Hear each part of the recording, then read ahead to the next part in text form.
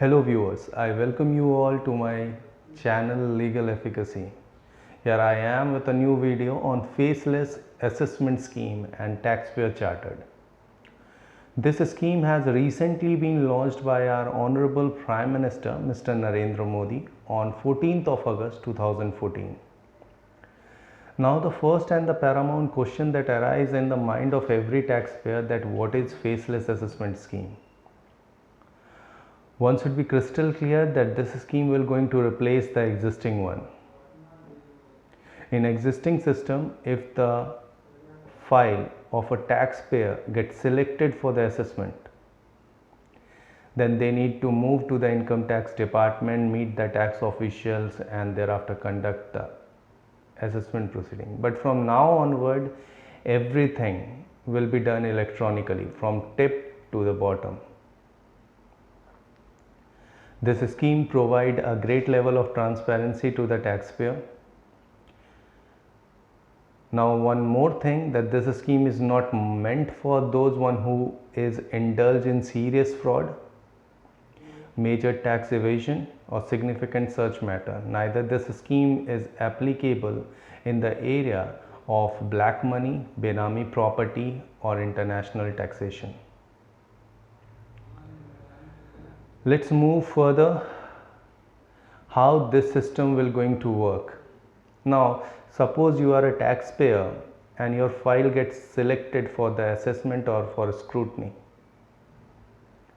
The assessment order will be drafted by one state, whereas the another state will going to review your assessment order and the third state will get it finalized. So the entire work procedure of income tax department will provide a great level of transparency to the taxpayer. I think that you might feel this concept is totally new, but our Honorable Finance Minister Nirmala Sitharaman in her speech in Union Budget 2019 has stated that present government will going to replace the existing scrutiny assessment system with e-assessment scheme. In this scheme, every proceeding will be done electronically. The main reason behind introduction of this scheme is to eliminate the human interface between the taxpayer and income tax department. यहाँ taxpayer को tax official से मिलने की ज़रूरत नहीं है, तो human interface का मतलब होता है tax officials. Now, under this scheme, taxpayers are selected on a random basis, either by artificial intelligence or data analyst.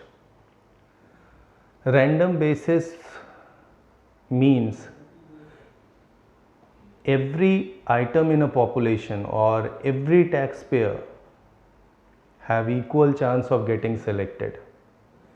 This scheme welcomes the honest taxpayers, whereas if you are a tax evader, you might face problem. Now, under this scheme, a national e-assessment center will be established and few regional e-assessment center.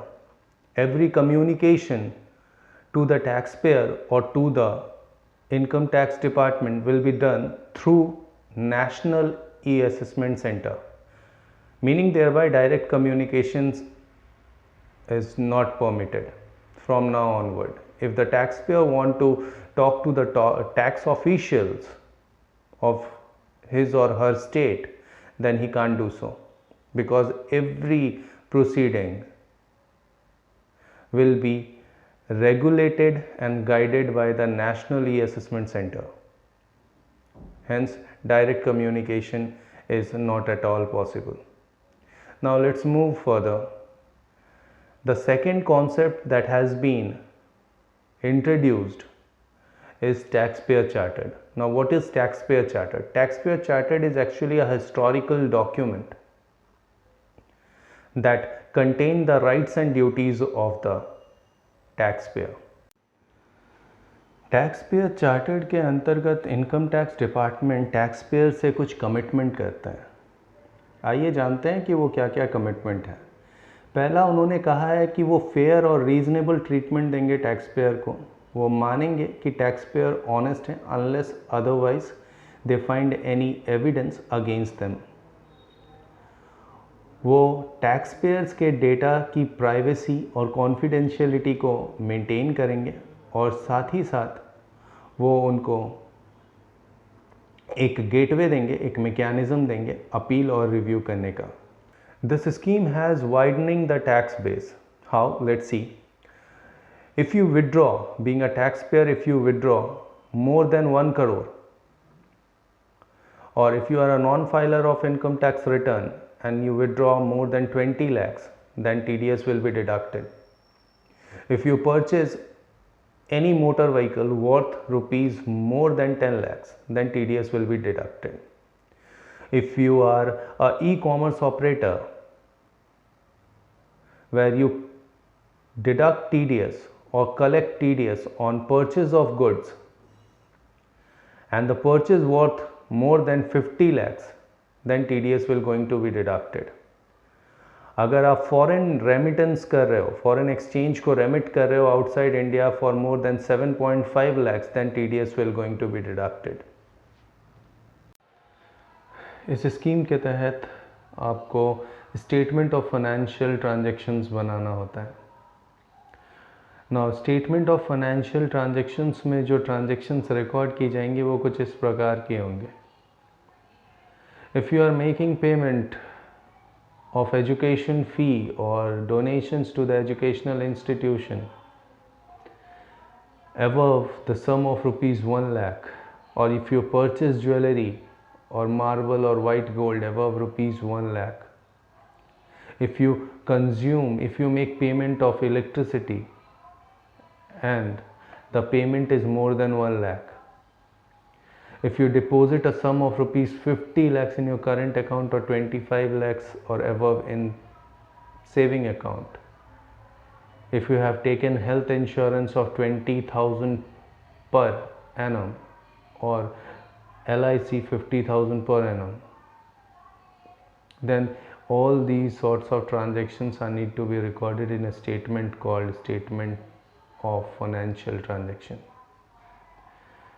Now you are required to file the income tax return compulsorily if the electricity bill that you have paid exceed 1 lakh rupees, or you indulge in a foreign exchange transaction, then there is a compulsory requirement of filing the income tax return. That's all for today. Hope it is crystal clear to you all. If you like the video, then do subscribe my channel and hit the bell button so that you never miss any update in legal efficacy. Thank you all.